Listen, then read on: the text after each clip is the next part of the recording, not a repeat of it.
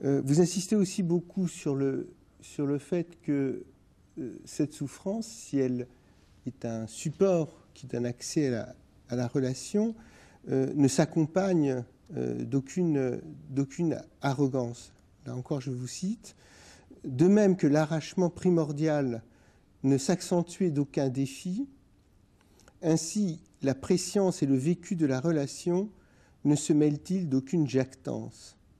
Les peuples qui ont fréquenté le gouffre ne se vantent pas d'être élus. Ils ne croient pas enfanter la puissance des modernités.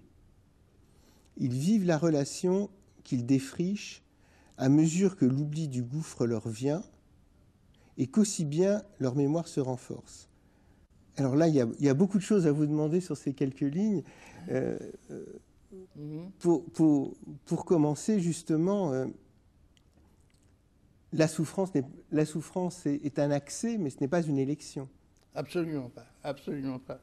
Je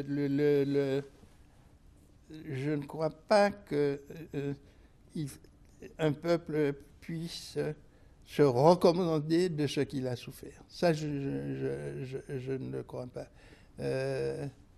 Parce que la souffrance est des peuples. Elle est... On ne peut pas la jauger, on ne peut pas la mesurer, on ne peut pas en faire des échelles et des échelons, etc. Et par conséquent, je crois que tous les peuples ont souffert, mais il y a plus ou moins longtemps, n'est-ce pas? Après tous les peuples de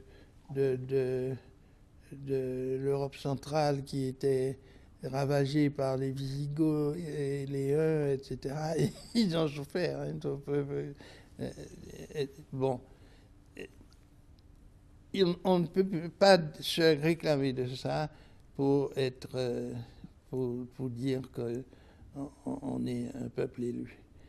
Et là, je fais absolument aucune allusion, par exemple, au peuple juif.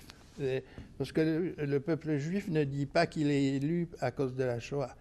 Il dit qu'il est un peuple élu à cause de Moïse et de